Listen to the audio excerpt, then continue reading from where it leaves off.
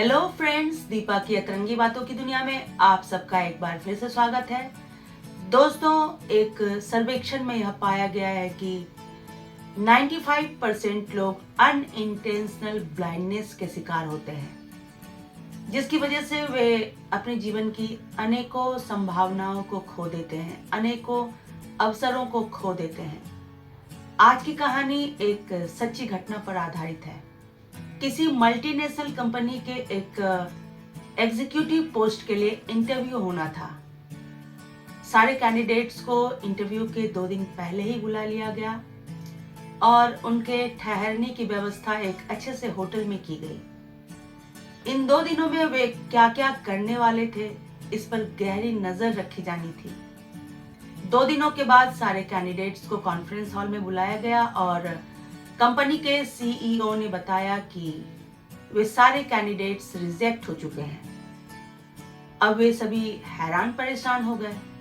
उन्होंने कहा कि न तो हमसे कोई सवाल पूछा गया, न हमारी डिग्रियां देखी गईं, फिर हमें रिजेक्ट कैसे कर दिया गया। तब कंपनी के सीईओ ने कहा कि आप सब पिछले 2 दिनों से एक पार्क में टहलने जा रहे हैं, वहां आपने क्या क्या ऑब्जर्व किया। तो सारे कैंडिडेट्स ने कहा कि हरे भरे पेड़ पौधे, पार्क में लगा फाउंटेन और कुछ आते जाते हुए लोग। अब कंपनी के सीईओ ने थोड़ा विस्तार से बताते हुए कहा कि उस पार्क में जानबूझकर एक छोटे से बच्चे को बैठाया गया था और उस बच्चे के गुमशुदा होने की विज्ञापन आसपास के दीवारों पर भी लगाई गई थी। आप में से कितने कैंडिडेट्स ने उस बच्चे को या फिर उस विज्ञापन को नोटिस किया? अब सारे कैंडिडेट्स चुप थे। तब सीईओ ने कहा कि ऐसा बिल्कुल नहीं है कि आप सबने जानबूझकर उस बच्चे को या उस विज्ञापन को इग्नोर किया होगा। आप सब अनइंटेंशनल ब्लाइंडनेस के शिकार हैं। इसके बाद कंपनी के सीईओ ने वीडियो का फुटेज दिखाया, जिसमें पार्क के एक बेंच पर एक छोटा सा बच्चा सर झुकाए बैठा रो रहा था। वहां से सारे कैंडिडेट्स टहलते हुए गुजर गए, लेकिन किसी ने उस बच्चे के ऊपर ध्यान नहीं दिया और न ही किसी कैंडिडेट का ध्यान वहां आसपास की दीवारों पर लगे उस विज्ञापन की ओर गया। इसके बाद कंपनी के सीईओ ने बड़ी ही गंभीरता पूर्वक कहा कि इतने बड़े पोस्ट पर किसी ऐसे व्यक्ति को बिल्कुल ही नहीं बैठाया जा सकता जो अपने आसपास होने वाली घटनाओं के प्रति सजग ना हो, जिसमें एम्पैथी ना हो।